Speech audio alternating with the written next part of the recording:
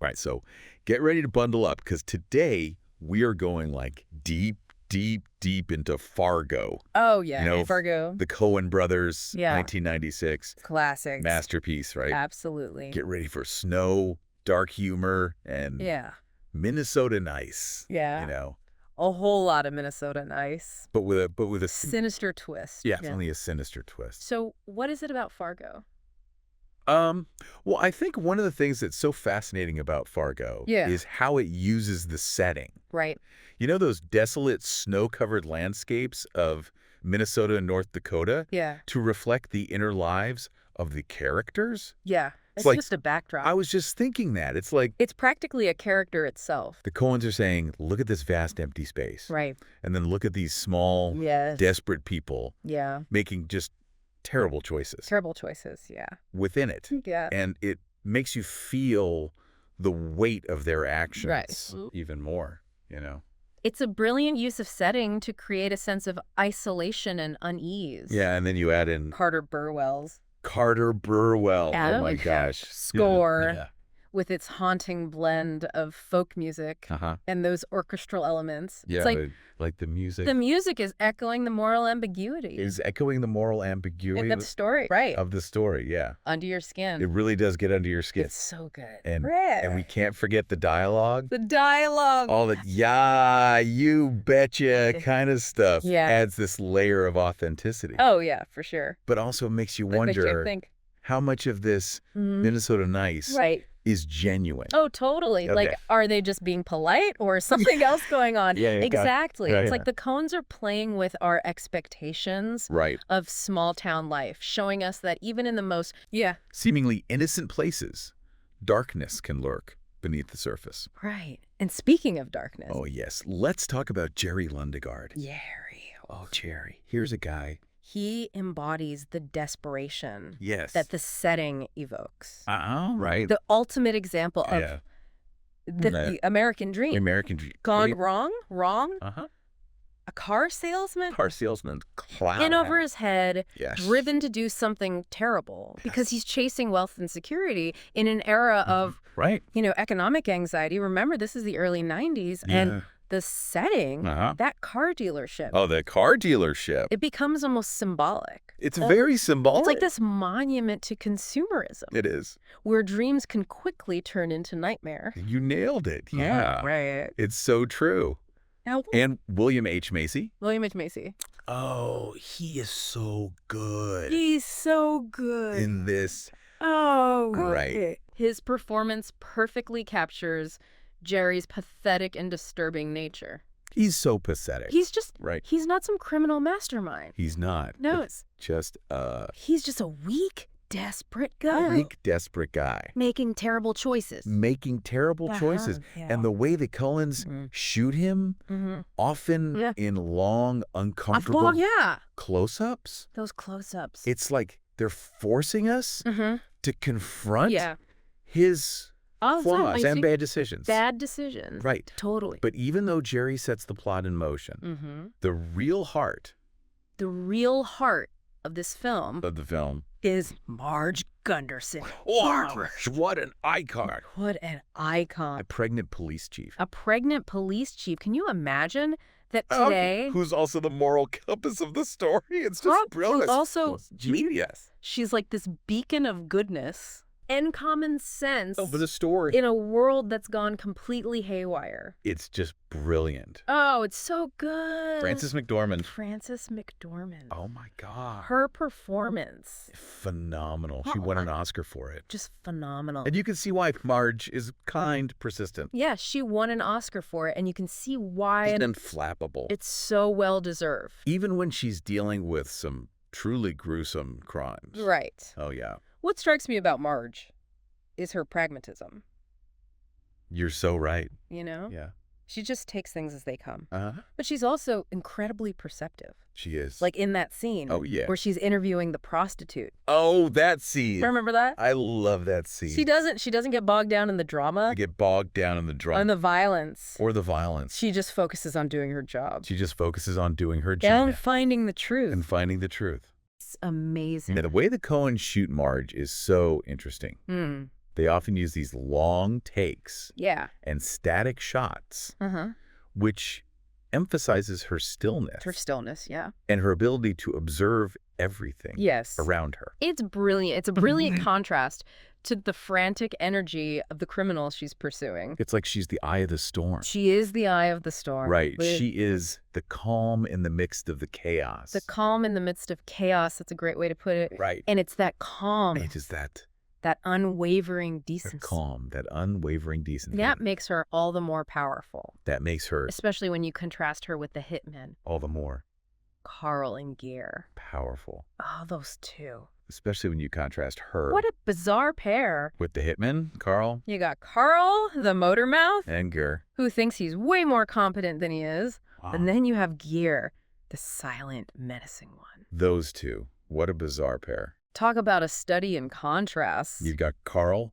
Oh, my God. The motor mouth. It's so good. Who thinks he's way more competent than he is. He's got it all figured out. And then you've got Gar.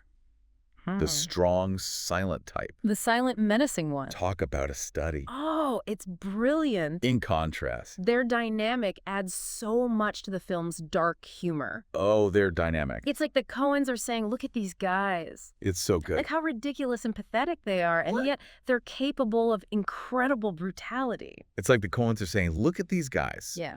Look how ridiculous and pathetic they are. Yeah. Right. And yet they're capable of incredible brutality. And yet they're capable of such incredible brutality. It's terrifying, but also strangely funny. Yeah, and the way they just erupt into violence, it's terrifying. I know. But it's also strangely funny because it often comes out of nowhere. Yes, it's that classic Coen Brothers blend of humor and horror. It's that classic... I love it. Coen Brothers. It's like they're highlighting the absurdity of violence. Blend of humor. Showing us that evil doesn't always have to be grand or dramatic. And horror. Right. Sometimes it's just petty and banal, even a little bit funny.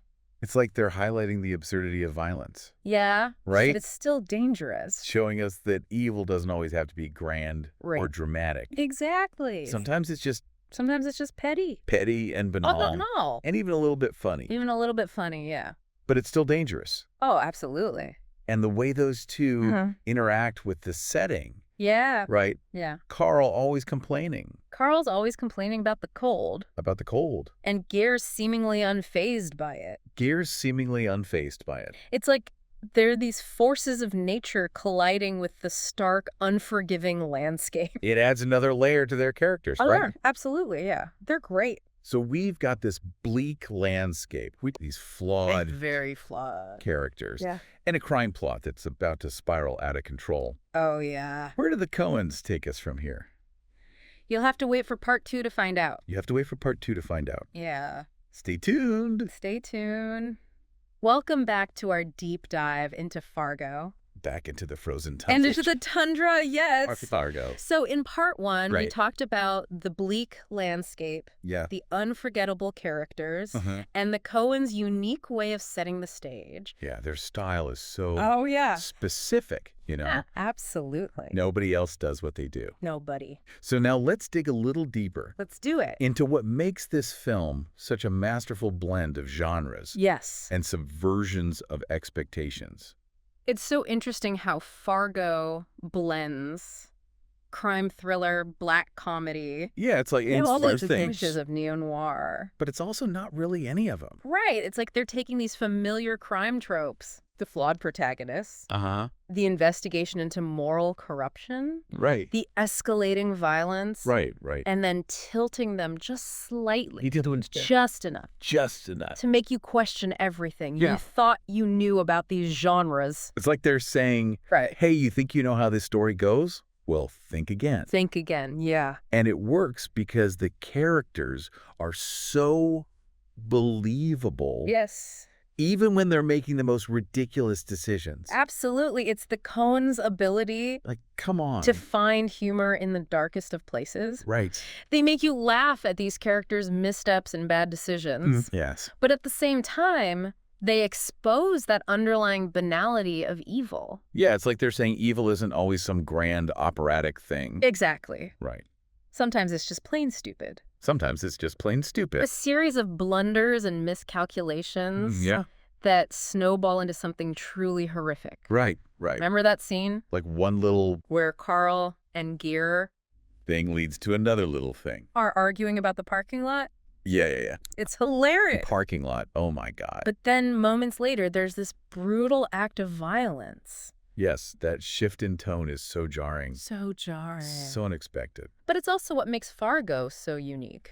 That's what makes it Fargo. It's like they're constantly playing with our expectations, keeping us off balance. Yeah, and then there's the ending. Oh, the ending instead of a big satisfying climax. Which you kind of expect. We get this quiet, almost anticlimactic resolution. You do. It's so subversive. It's like they're saying, yeah, all this crazy stuff happened. Right. But life goes on. Life goes on, yeah. And it makes you think about how even in the face of violence and chaos, there's still this mundane, everyday reality that just keeps rolling along. It's a reminder that sometimes the most profound moments are found in the ordinary. Yeah. The routine, the simple act of carrying on. Right, so it's almost like that bleakness, that emptiness is kind of the point. Which brings us to... in some ways, the technical aspects of the film. Right. Speaking of masterful... oh, so masterful. Let's talk about Roger Deakins' cinematography.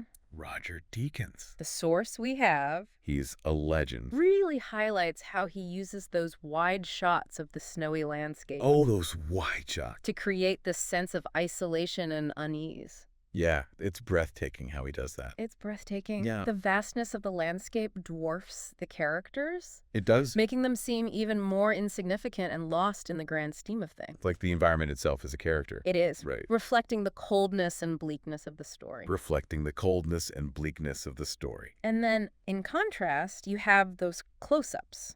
Oh, and the close-ups. Especially on faces. Yes. Those close-ups. It's so powerful. They draw you into the characters' inner worlds. They do. They allow you to see. You see the fear, the desperation. The fear. And even the dark humor in their expressions. The desperation. Oh, it's so good. And even the dark humor. Like that scene where Jerry... in their expression. ...is meeting with Carl and Gear. Yes. For the first time. The camera just lingers on his face. The camera lingers. And you can see the panic and regret. You can see it setting in as he realizes the magnitude of what he's gotten himself into. Of what he's done. And then there's the way the Coens use long takes. Long takes. And sharp cuts. Yes. Those long takes create this sense of realism, like almost like a documentary. Of being there. Of being there in the moment. In the moment. With the character. With the characters, yeah. You feel like you're a fly on the wall. You're a fly on the wall. Watching events unfold in real time. In real time, yeah. And those sharp cuts. Those sharp cuts. Often used during moments of violence. Oh, yeah. They're like punches to the gut. They're like punches to the gut. It's a brilliant way to build tension. Yeah. And keep you on the edge of your seat. And the sound design. Oh, and the sound. It's so subtle, but so effective. Right. The silence. Not subtle, but effective. The wind howling across the plains. Yeah. The crunch of footsteps in the snow. Yeah. It all adds to that atmosphere of isolation and tension. Yeah. And it's all natural sounds, too. It is. It's so well done. Yeah. And Carter Burwell's score. Oh, Carter Burwell. It's both haunting and beautiful. He did such a great job with that score. Underscoring the emotional weight of the story without being overly melodramatic. Yeah, it's perfect. It's like the music is another character. It's another character. Commenting on the action, but never overwhelming it. Never overwhelming it. It's all so masterfully done. So masterfully done, it really is. From the script, to the performances, to the technical aspects, Fargo is a film that fires on all cylinders. It really does, from top to bottom. It does. So we've explored how the Coens blend and subvert genres, how they use visuals and sound to create a unique atmosphere, and how they explore those universal themes of greed, desperation, and the consequences of bad choices. All there. But what about the film's legacy? Oh, the legacy. Why does Fargo continue to resonate with audiences decades after its release? That's a great question. We'll unpack that in the final part of our deep dive. We will.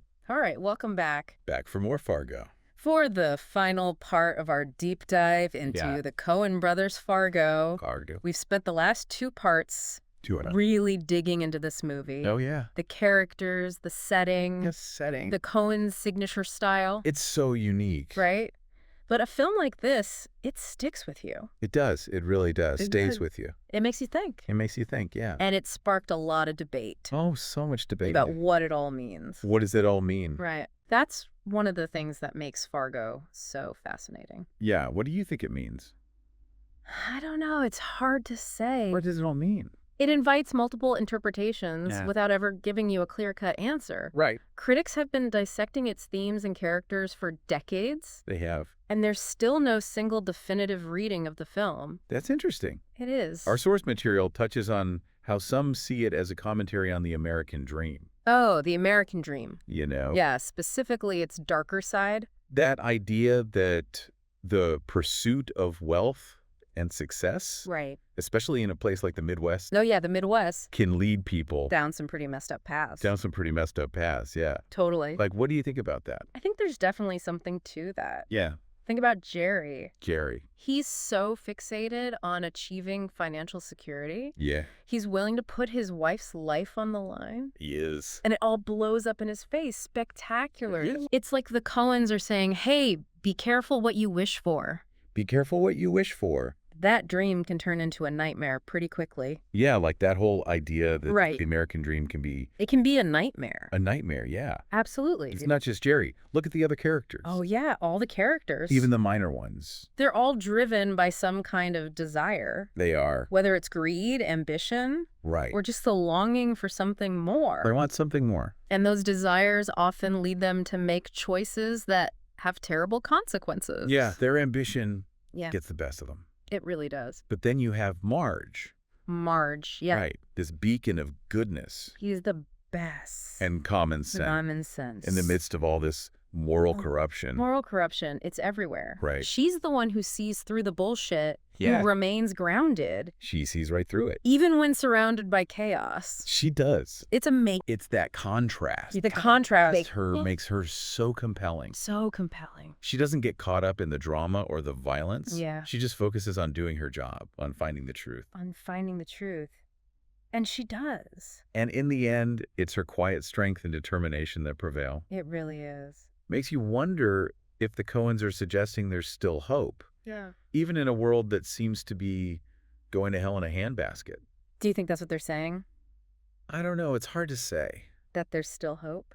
I think there's an element of that. Yeah. But it's also not a completely optimistic film. Right. It's a complex film. It is a complex film. With a lot of different layers. So it's interesting how they use the setting. Oh, the setting. To reinforce that idea. Yeah. You know? You have those vast, empty landscape. A vast emptiness. Which could represent the bleakness and emptiness of a world driven by greed and materialism. Greed and materialism. But then you have Marge. Who embodies a kind of simple, grounded goodness. Yeah. That's connected to the land, to the community. She is connected. It's like she represents a different set of values. To something bigger. A way of life that's rooted in something more than just material success. Right. It's really interesting. Now, I know some critics have accused the Coens of making fun of rural life. Oh, yeah. Especially with the exaggerated accents and quirky character. Quirky characters, yeah. I don't think that's what they're doing. I don't think so either. Do you? I think they're more interested in exploring the universal absurdity of human behavior. Right. Regardless of where someone comes from. It's like we're all kind of ridiculous. We are. In our own ways. Yes, they highlight the unique aspects of Midwestern culture. Yeah. But they also find humor and pathos in the character struggles, regardless of their location or background. So it's like a very universal story. The universal story. In some ways. Absolutely. It's about human nature. About human nature. About the choices we make. So where does Fargo fit into the Coens' overall body of work? That's a great question. What do you think? It's often seen as a turning point for them. Oh, really? They had already made some great films like Barton Fink and Raising Arizona. Right. But Fargo was their first real mainstream success.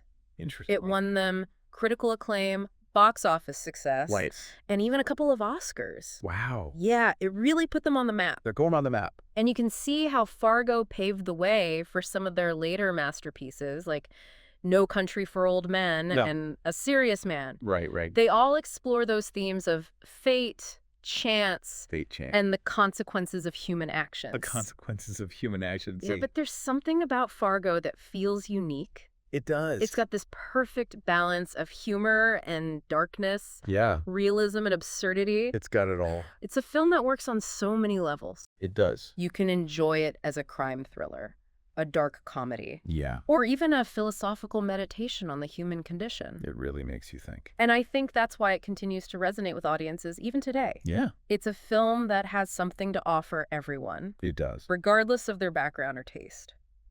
So as we wrap up our deep dive into Fargo, the deep dive, what's the one thing you want our listener to take away from all of this? I think the main takeaway from Fargo is that it's a film that makes you think, makes you laugh, and maybe even makes you a little bit uncomfortable. Right. It's a reminder that life can be unpredictable. It can. That good and evil can exist side by side. They can. And that even in the bleakest of circumstances, there's still beauty and humanity to be found. That's a good takeaway. Yeah, I think so. And maybe, just maybe, maybe, it'll make you appreciate simple things in life. Just simple things. A little bit more. Yeah, like a warm cup of coffee. Like a warm cup of coffee on a cold Minnesota morning. On a cold Minnesota morning. Exactly. Perfect. Thanks for joining us. Yeah, thanks for listening. On this deep dive. Deep dive. Into Fargo. Fargo. See you next time. See you next time.